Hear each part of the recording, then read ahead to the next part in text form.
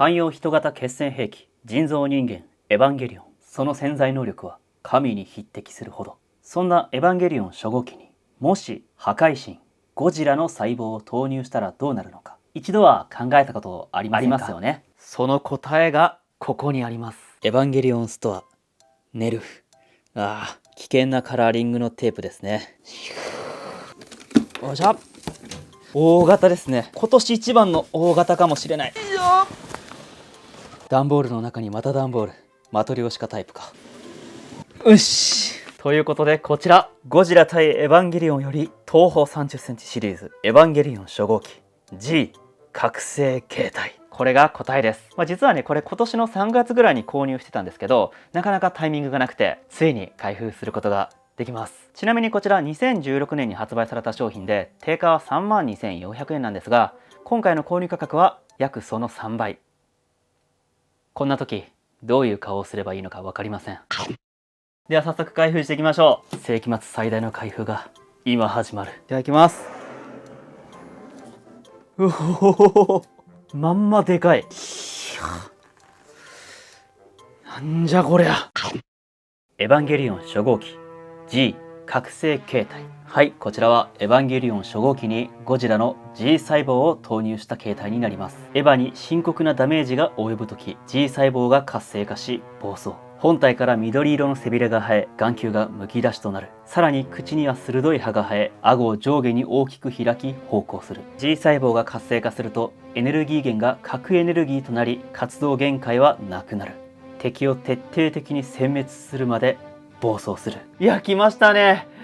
でかい高さは一番高いところまでで39センチほどあります。そして幅が41センチほど、そして奥行きは46センチほどあります。で、こんなに大きいんですけど、素材は PVC なので結構軽いです。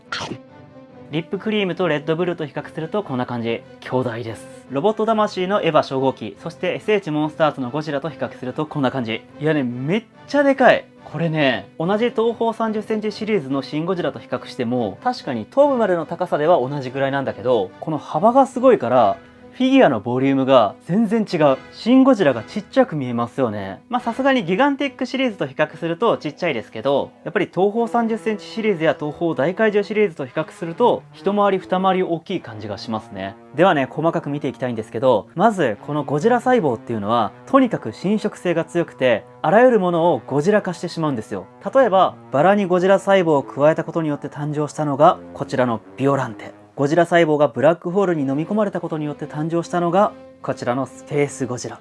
そしてゴジラ細胞と悪魔の兵器オキシジェンデストロイヤーによって誕生したのがこちらのデストロイヤー。他にもゴジラに侵食された怪獣はいるんですけど、こんな感じであらゆるものをゴジラ化してしまうんですよね。そしてエヴァも晴れて G 細胞の被害者の仲間入りを果たしたわけなんですけど、僕がこのフィギュアを初めて見た時にすげえと思ったと同時にこう思ったんですよ。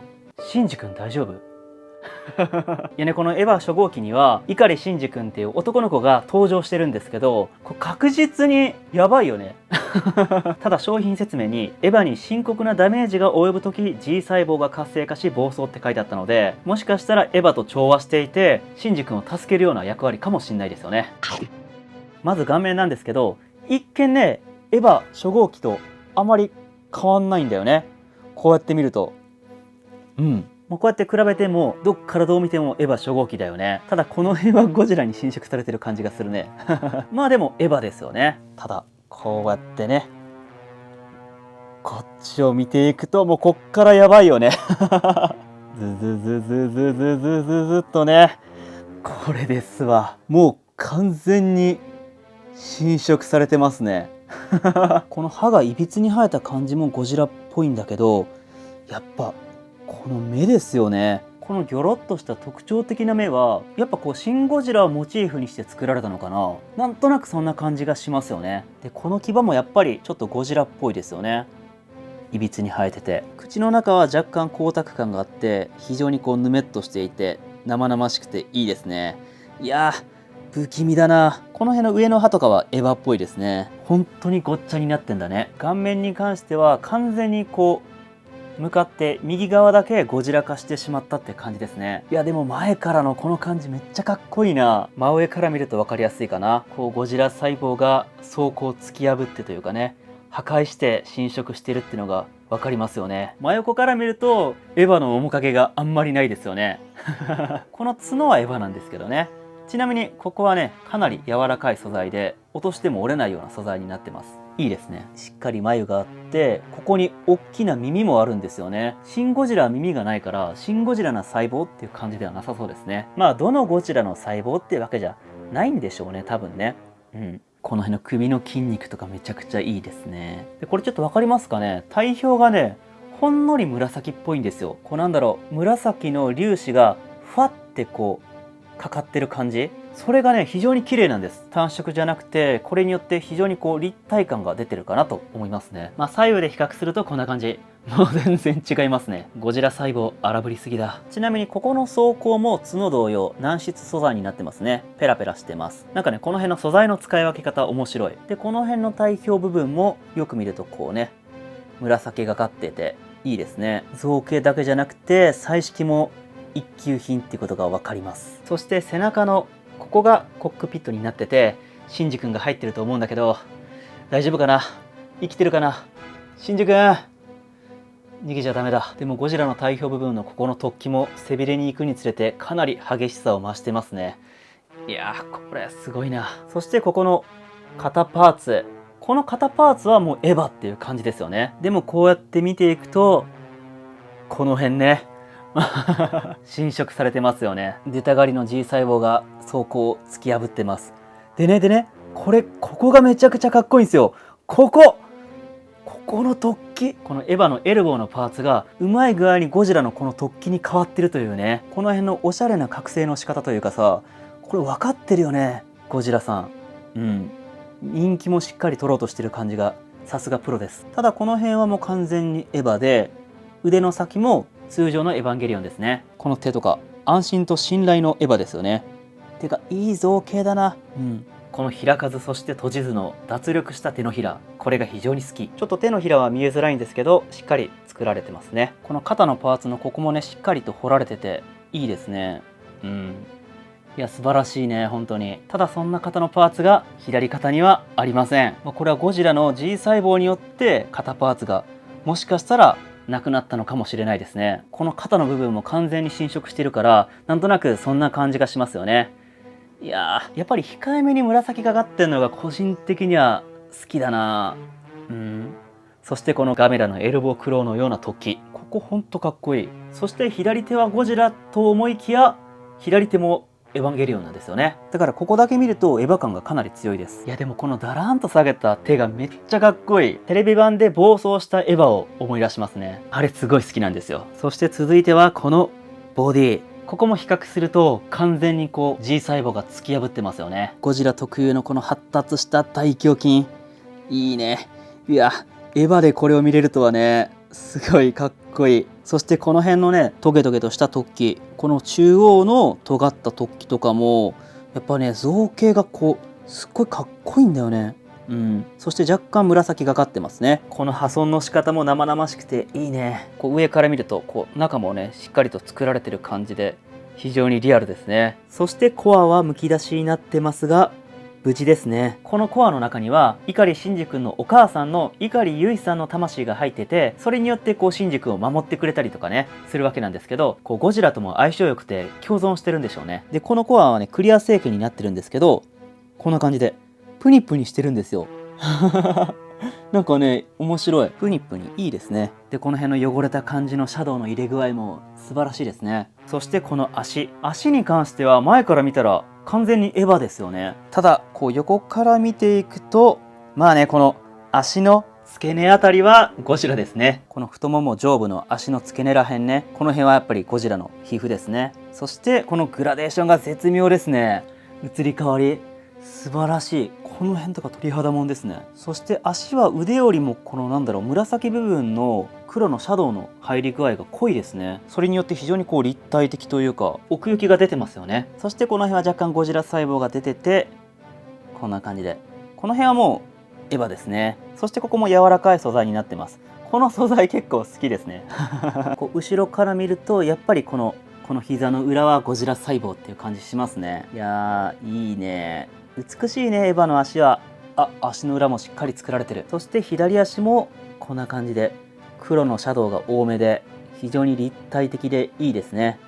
てかこのエヴァの足のポージングめちゃくちゃかっこよくない？こう肉食動物が草食動物を狙い定めてるかのようなこの前傾姿勢の足のポージング、絶妙な鏡具合だな。これ以上かがんでてもこれ以上足を伸ばしてても良くないかもしれない。本当にパーフェクトなポージングで、この辺のシャドウがやっぱ強めですよね。紫のグラデーションもかかってるかな。全然のっぺりしてなくて、腕よりもこう足の方が説得力のある彩色になってるかなと思いますね。ちなみに左足の裏はこんな感じ、右の足の裏はこんな感じです。そしてこの背びれですね。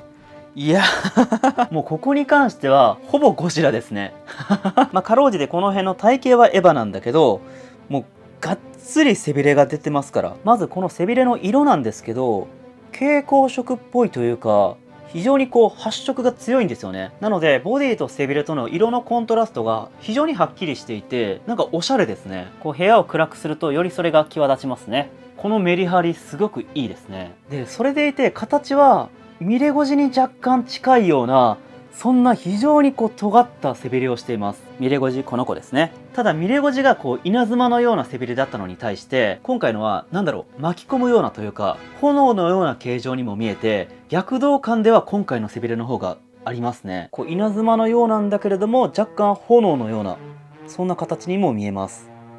そしてこの若干白っぽいグラデーションがかかってますね。パール彩色っぽい感じにも見えるな。非常に美しいです。そして表面のブツブツも非常に細かくてリアル。いや、やっぱり背びれも気合入ってますね。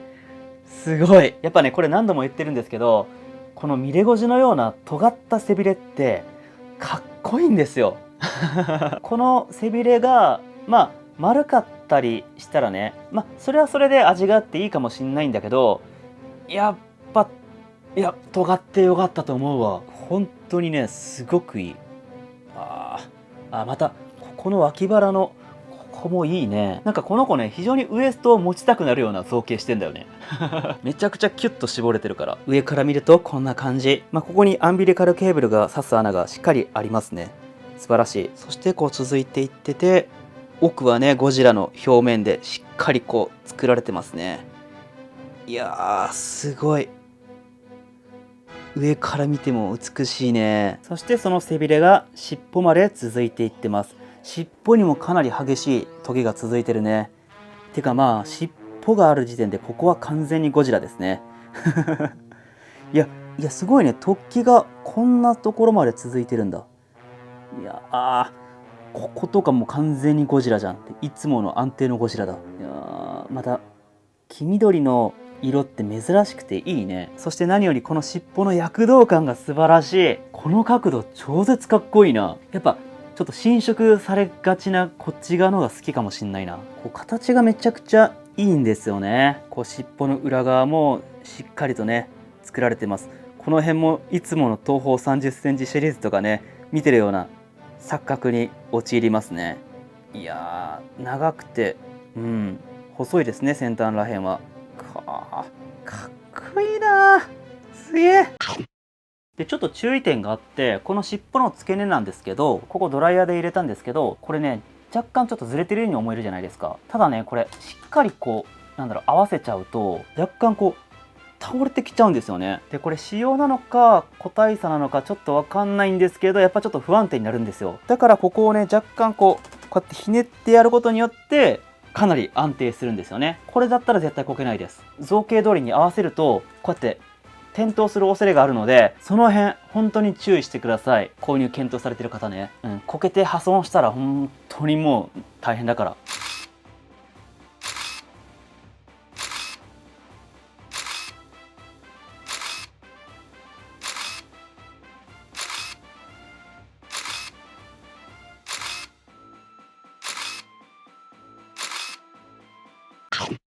はい、というわけで今回はゴジラ対エヴァンゲリオンより東方30センチシリーズエヴァンゲリオン初号機 G 覚醒形態をご紹介しました。いやね、素晴らしかった。何が素晴らしいって、シンプルに造形物としてかっこいい。これにつきますね。色物フィギュアじゃないです、これは。本当に。こう、エヴァンゲリオンにゴジラ細胞を投入するなんて、言葉は悪いですけど、一見バカみたいな企画というか、ギャグみたいな企画じゃないですか。ただこれを見ると、それを感じさせないんだよね。だからそれだけこのフィギュアに説得力があるんじゃないかなと思うわけですよ。これがもし中途半端なフィギュアだったら、ギャグっぽい企画で終わってたと思うんですよ。でも決してそうはさせないっていう、制作者の意思みたいなもの、そういう思いがね、伝わってくるような素晴らしいフィギュアでした。これ定価32,400円。安いですよ、絶対。で、またベースがエヴァだから、スタイリッシュな怪獣っていう見方もできるから、その辺も面白かったです。このフィギュアは素晴らしかったんですけど、これを物語として考えると、一体誰が何のためにゴジラ細胞をエヴァンゲリオンに投入したのかっていう、そこがめちゃくちゃ気になりますよね。一つ言えるのは、全ての人間の全ての計画が狂うことになると思います。それぐらいの恐ろしい細胞ですから、ゴジラ細胞は。でね、ゴジラ細胞の影響が出てしまった怪獣って結構ね、悲惨的な末路をたどることが多いんですよ。なぜならゴジラがいるからこれね、意外と盲点だと思うんですけど、このゴジラ細胞がある世界っていうのは、すなわちゴジラがいる世界なんですよ。もしくはいた世界で、ゴジラ細胞を摂取した怪獣っていうのは絶対にゴジラと惹かれ合うんですよね。ロミオとジュレットみたいに。そしてゴジラが絶対倒すんですよ。なのでこの世界観にもしゴジラがいたとしたならば、エヴァ G 覚醒形態 VS ゴジラっていうのは必然的に起こるんじゃないかなと思うわけです。その勝敗はちょっとね、想像もできないですね。神のみぞ知るっていうところなんですけど。で、もし過去にゴジラがいた世界、昔にゴジラがいて消滅したんだけど、その細胞を悪い組織が摂取していて、エヴァンゲリオンに投入してたとしたならば、これはこれでまた面白いですよね。ネルフとビレにG 細胞の組織が加わって三つどもえみたいになったりとかね。いろいろ妄想しだしたら止まらないですよね。なので皆さんも良ければこのエヴァゴジラからいろんな妄想良ければコメントください。はい、そんな感じで来月そんなエヴァンゲリオンの新作、新エヴァンゲリオンが公開されますのでテンション上げていきたいと思います。はい、そんな感じで今回もご視聴いただきありがとうございました。それではまた。バイバイ。